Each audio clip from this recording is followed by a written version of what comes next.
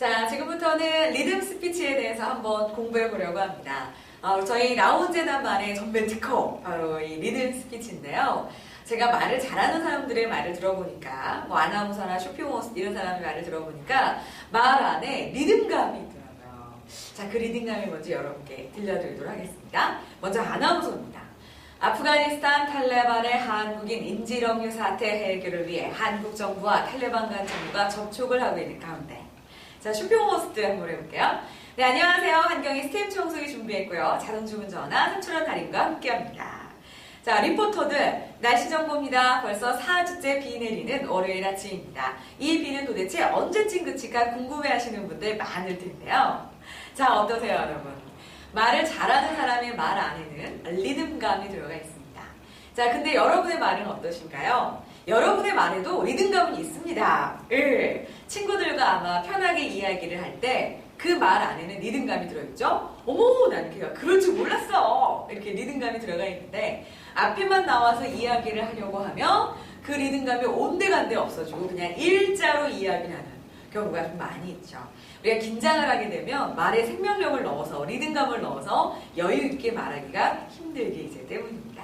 자, 그래서 여러분이요, 앞에 나왔을 때 그냥 일자 톤으로 지루하게 이야기를 하는 게 아니라 말에 리듬감을 넣어서 이야기를 하게끔 만드는 것이 바로 리듬 스피치입니다. 자, 근데 이 리듬은요, 그냥 일반적인 리듬이 아니라 아나운서나 리포터, 쇼핑호스트들의 그런 신뢰감 있는 리듬감을 만들어내는 리듬 스피치니까 여러분이 이걸 연습하시면요, 사투리도 고치실 수 있고요. 그리고 목소리가 작은 분들, 이런 분들도 아주 명확한 리듬감으로 신뢰감 있게 이야기를 하실 수가 있습니다. 자, 리듬 스피치의 기본은 뭐냐? 바로 동그란 목소리에서 시작을 했는데요. 발성학자들은 좋은 목소리를 동그랗다라고 이야기를 합니다.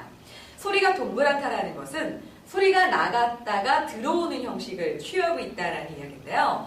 대부분 목소리가 좋지 않은 분들은 알았어, 됐어 이렇게 나가기만 하기 때문에 조금 들었을 때 아우 목소리가 좀 날카롭다, 아우 퉁명스럽다 이런 느낌을 받을 수가 있어요. 근데 목소리가 부드러운 사람은요, 안녕하세요, 반갑습니다, 소리가 나갔다가 들어오고 소리가 나갔다가 들어오는 이런 동그라미 모양을 하고 있습니다.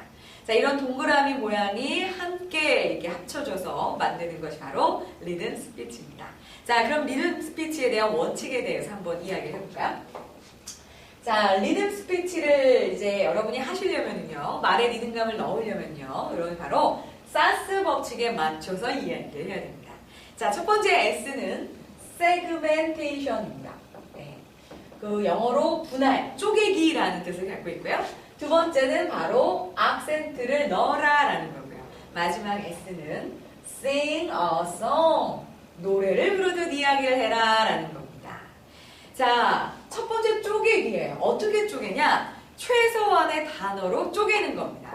그러니까 예를 들어 내가 날씨 정보입니다 라는 말을 할 때요, 이거를 그냥 날씨 정보입니다 일자로 하는 게 아니라 날씨 정보입니다, 날씨 정보입니다 이렇게 쪼개면서 이야기를 하는 겁니다. 자, 쪼개는 이유는 뭘까요? 날씨라는 아이와 정보라는 아이는 뜻이 같을까요? 다릅니다. 날씨는 날씨 나름대로의 뜻을 넣어줘야 되고요, 정보는 또 정보라는 느낌을 줘야 돼요.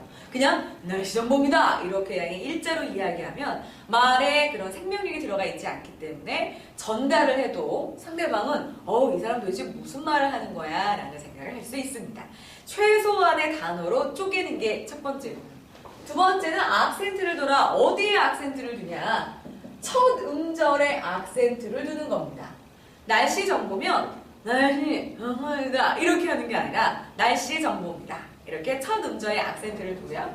더군다나 이 문장에서 중요한 단어가 있어요. 문장에서 중요한 의미를 갖고 있는 단어에 악센트를 두는 겁니다. 자, 여러분, 날씨와 정보 가운데 어디에 악센트를 둬야 될까요? 정보가 중요한 말일까요? 날씨가 중요한 말일까요? 당연히 이거는 교통정보도 아니고 무슨 정보예요? 날씨 정보이기 때문에 날씨 정보입니다 하고 날씨에 악센트를 줘야 합니다.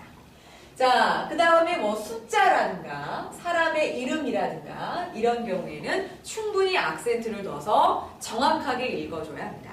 특히나 숫자의 경우 정확하게 읽지 않으면 전반적인 내부적인 그 분위, 그 신뢰도가 내려가기 때문에 여러분이 숫자는 명확하게 읽어주는 것이 가장 중요합니다. 자, 그 다음에 바로 노래 부르듯이 리듬을 넣어라 라는 거죠. 날씨입니다. 일자라는 게 아니라 날씨 정보입니다. 벌써 4주째 비 내리는 월요일 아침입니다. 이렇게 리듬을 넣어서 노래하듯이 노래를 말을 해라 라는 거죠. 자, 우리가 그 말을 더듬는 분 가운데 노래하면서 말을 더듬는 분 계신가요?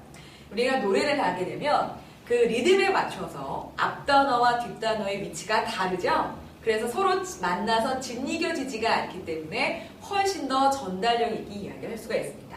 한마디로 날씨와 정보가 붙어있으면 날씨 정보입니다. 이렇게 어떤 말들이 이렇게 틀리게 되는데요. 날씨 정보입니다. 이렇게 날씨가 위에 있고 정보가 아래에 있으면 서로 겹치지 않기 때문에 틀릴 가능성은 낮춰집니다. 자, 이것이 바로 리듬 스피치라는 겁니다. 여러분 한번 말에 리듬을 넣어보세요. 우리는 이러한 리듬감에 많이 노출되어 있습니다. 라디오를 켜든 TV를 켜든 이런 아나운서나 쇼핑호스트의 신뢰감 있는 리듬감을 항상 귀로 듣고 있기 때문에 나도 무대 앞에 나가면 할 수 있을 거라고 생각을 합니다. 하지만 그렇지 않습니다. 네, 여러분이 따로 연습을 하셔야 되는 거니까요. 이런 리듬감 여러분 머릿속에 익히셔서 계속 소리내서 따라해 보셨으면 좋겠습니다.